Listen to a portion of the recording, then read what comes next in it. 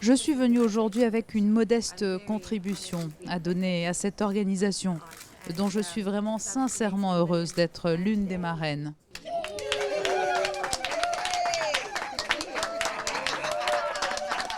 Il est un symbole en Afrique du Sud, son pays d'origine, et bien au-delà. L'archevêque anglican du Cap et prix Nobel de la paix Desmond Tutu porte une affection toute particulière à la princesse Charlène. En juillet dernier, il lui demandait d'être la marraine d'un groupe de bienfaisants sud-africains. Et 5 mois plus tard, la princesse de Monaco est venue réitérer son soutien à Desmond Tutu.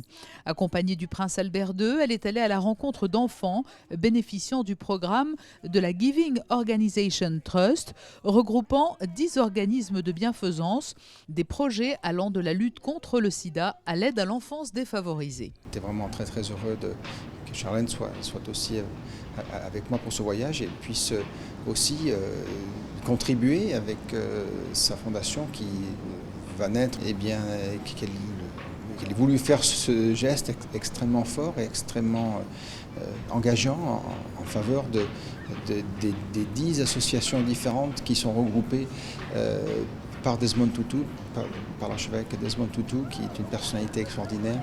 Et je crois que c'est un formidable encouragement et c'est une illustration de plus, un lien de plus entre la principauté et l'Afrique du Sud. Bien sûr, personnellement et en tout cas me réjouissent beaucoup, même si les premiers projets que nous ayons eus avec l'Afrique du Sud en matière de coopération datent de quelques années maintenant, mais je crois que tout ceci a pris une nouvelle dimension avec la princesse Charlène. Non loin de là, sur le réputé front de mer de Cape Town, le prince Albert II et la princesse Charlène ont assisté au lancement d'un ambitieux projet, le Polaris Climate Change Observatory, un immense lieu d'interactivité construit sur cet ancien quai qui va être entièrement réhabilité.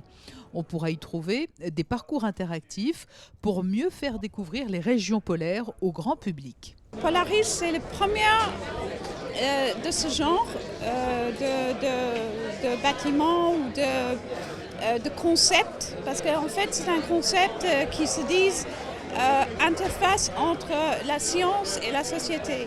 Donc c'est en quelque sorte aider les gens à comprendre